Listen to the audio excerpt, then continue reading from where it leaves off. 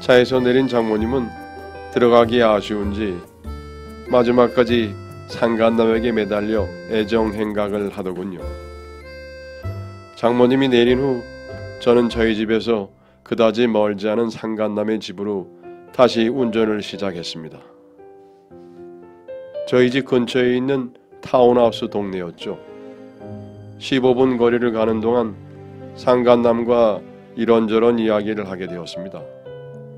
상간남은 저에게 방금 그 여자는 중년 나이트에서 만났다면서 조금 전과는 다른 표정을 하고 있더군요. 그냥 몇 번 만나고 헤어질 생각으로 연락하고 있는데 아까 보셨죠?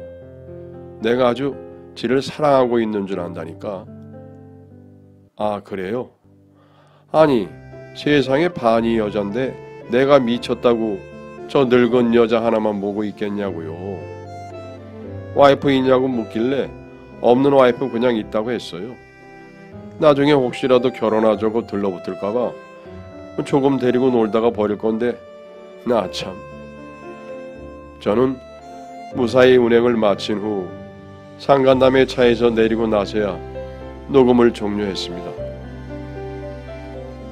그날 밤 전 혼자서 고민을 정말 많이 했습니다. 이 사실을 아내에게 알려야 할지 말아야 할지 한참을 생각했죠. 이것을 말하면은 아내가 큰 충격을 받을 것이 뻔하니 망설여질 수밖에 없었습니다. 하지만 이대로 덮고 넘어가는 것은 안 된다고 생각한 저는 며칠을 고민한 끝에 아내에게 아주 조심스럽게 이야기를 했죠.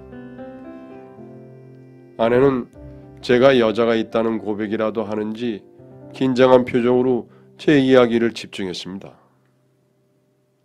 저는 며칠 전 대리운전을 하던 중에 집 근처에 사는 중년 남성을 태우게 된 이야기와 그 사람과 장모님이 불륜 중이라는 사실을 알게 된 것까지 모두 이야기를 했습니다. 조심스럽게 이야기를 한다고 했지만 제 말을 들은 아내는 많이 놀란 듯 했고 특히 엄마의 외도라는 부분에 대해서는 말도 안 된다며 손사래를 쳤죠. 결국 저는 휴대폰에 녹음된 파일을 아내에게 들려주었고 녹음된 이야기를 듣고 있는 아내는 그대로 얼어버린 듯 입을 다물지 못하더군요. 상간남의 이야기까지 듣고 난 후에 사태의 심각성을 파악한 아내와 저는 다음 주로 예정되어 있는 장모님의 여행을 미행하기로 했습니다. 장모님은 친구들과 해돋이 여행을 다녀오겠다고 하며 콧노래를 부르며 집을 나섰고 역시나 그 상간남의 차가 집 앞에 서 있었습니다. 장모님은 주위를 두리번거리더니만 이내 그 차에 올라타더군요. 저는 미행을 하기 전 그날 대리운전을 하며 들어두었던 호텔로 전화를 걸어 상간남의 이름으로 예약이 되어 있는 것이 맞는지 미리 확인을 해두었습니다. 상간남의 이름은 그날 밤 차에서 내리기 직전에 운전석 옆에 있던 명함을 하나 가져왔기 때문에 알고 있었죠.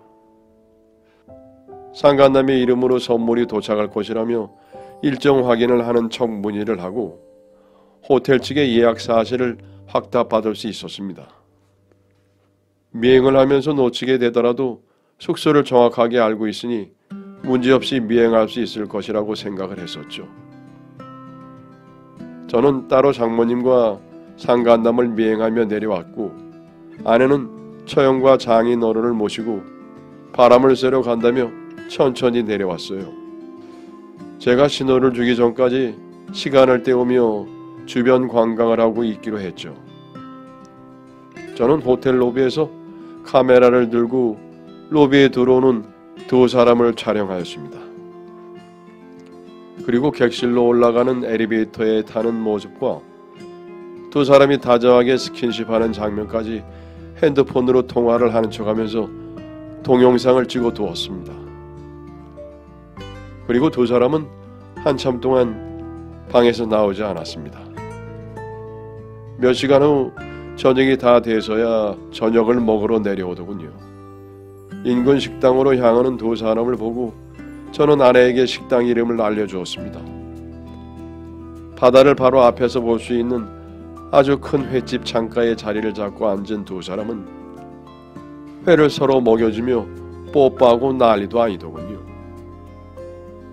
창밖에서도 너무나 노골적으로 잘 보이는 그들의 애정 행각을 역시나 모두 카메라에 담아두었습니다. 그리고 근처에서 관광을 하고 있던 장인어른과 아내 처형은 타이밍을 맞춰 그 식당 안으로 들어갔죠.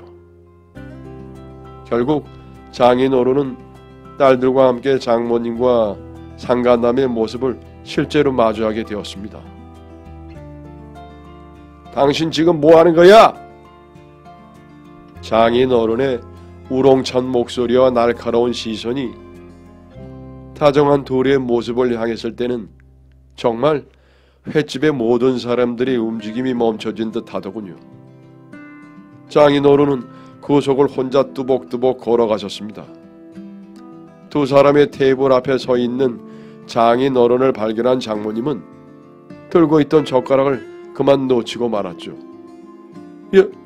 여보! 두 사람의 얼굴을 번갈아 보며 아무 말도 하지 않고 있던 장인어른은 상 가운데 놓여진 회를 움켜쥐고는 장모님의 얼굴에 냅다 던지셨습니다.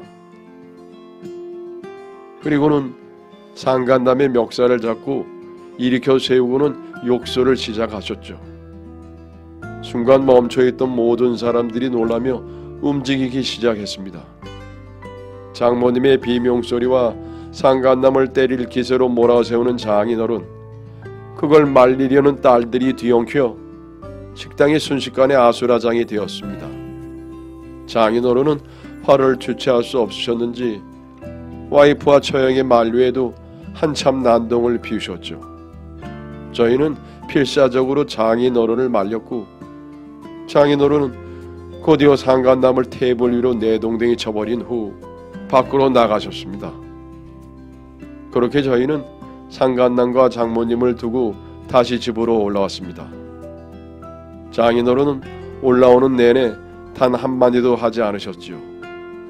그리고 집에 도착하자마자 처형과 아내에게 네 엄마 짐 다 싸둬라 하고 무서운 목소리로 호령을 하셨습니다. 그렇게 아내와 처형이 짐을 다 싸고 거실로 꺼내두었을 때쯤 장모님이 뒤늦게 쫓아오셨습니다. 여보, 오해야. 그냥 친구야. 내가 친구들이랑 여행 간다고 했잖아. 다른 친구들은 잠깐 어디 나갔던 거야. 진짜야. 당신은 내가 바보로 보이는 건가? 내가 당신 다른 남자 만나는 건 몰랐을 것 같지? 진작부터 알고 있었어. 경호야, 이리 가져와라. 저는 장인 어른에게 오늘 찍은 사진 전부를 드렸죠. 그랬더니 장모님이 저에게 달려드시더군요. 다 네가 한 짓이지? 내가 너 이럴 줄 알았어. 어디 처갓집 식구들 사이를 갈라놓으려고 해? 장모님은 저를 향해 욕설을 내뱉으며 장인 어른에게 이간질을 했다고 주장했지만 저는 그저 장인 어른의 지시를 따른 것뿐이었습니다. 사실 이 모든 것은 장인 어른이 저에게 부탁한 일이었거든요. 장모님을 미행하기 전 아내는 제가 알려준 모든 사실을 장인 어른에게 이야기했습니다. 장인 어른께서 충격을 많이 받으실까봐 조마조마했던 아내와 달리 아버님께서는 이미 장모님의 외도를 알고 계셨죠. 아버님께서는 아는 바로는 1년 전부터 장모님이 다른 남자를 만나고 있었다 하시더군요. 하지만 정확한 증거를 잡을 수 없어 혼자 고민하신 모양이었습니다.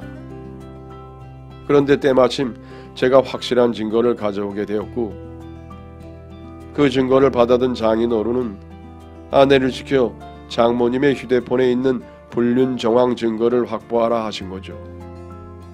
대충의 증거를 확보한 아버님은 마지막 쐐기를 받기 위해 저에게 장모님의 미행을 부탁한 것이었습니다. 그날 장인 어른은 당연히 장모님에게 이혼을 요구하였습니다. 이혼? 그래 해. 어차피 이 집 절반은 내 거야. 나 없이 잘 살아봐. 나도 내 인생 살면 그만이야. 문제는 장모님 말대로 장모님에게 얼만큼의 재산이 분할될 수밖에 없다는 점이었습니다. 그래, 마음대로 해봐. 내 재산 절반 가져가 마음대로 해. 하지만 장인 어른은 조금도 걱정하지 않으셨습니다. 사실 장모님께서는 예전부터 장인 어른이 죽으면 이 집은 자기 거라고 입에 침이 마르도록 이야기를 하곤 했었죠. 그 말을 들을 때마다 장인 어른의 표정이 매우 좋지 않았습니다.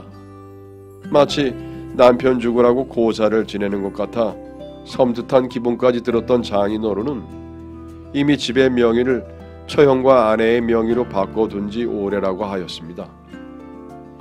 이 사실을 알게 된 장모님은 재산 분할을 해주지 않기 위해 명의를 바꾼 거라고 소송을 걸었지만 명의 이전은 장인 어른이 장모님의 외도를 알기 전에 이미 해두었기 때문에 장모님이 패소할 수밖에 없었죠. 물론 장인 어른은 상간남 소송 또한 진행을 하셨습니다.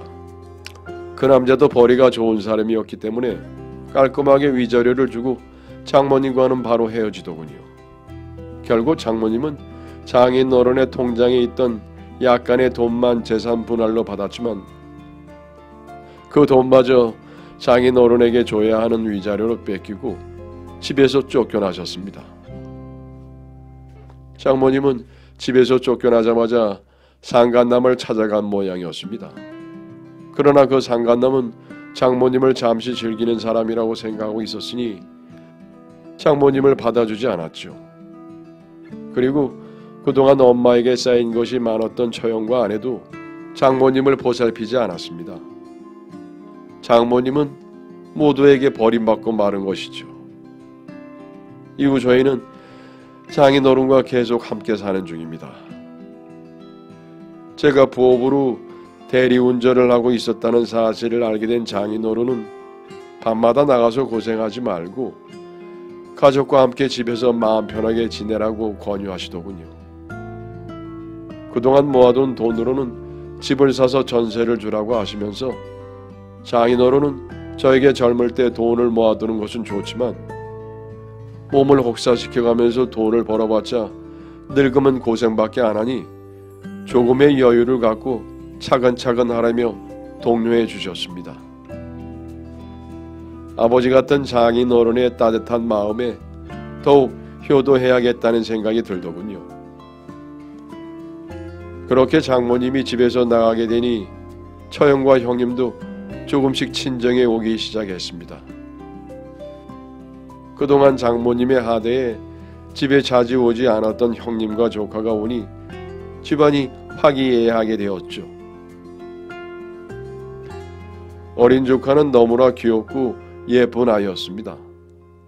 그런 아이를 보며 저도 얼른 저의 아기를 가지고 싶다는 생각을 했습니다. 그리고 저의 바람은 얼마 가지 않아 이루어졌습니다. 아내에게서 임신이라는 기쁜 소식을 듣고 얼마나 행복했는지 몰라요. 저는 아내에게 해줄 수 있는 모든 것을 해주려고 하고 있습니다. 먹고 싶은 것은 어떻게 해서든 구해다 주려고 노력하는 중이죠. 임산부는 홀몸이 아니기 때문에 컨디션을 최대한 좋게 해야 했으니까요. 그런데 장모님이 가끔 전화를 걸어 돈을 보내달라고 하는 모양이더군요. 그로 인해 스트레스를 받지는 않을까 걱정이 되었습니다.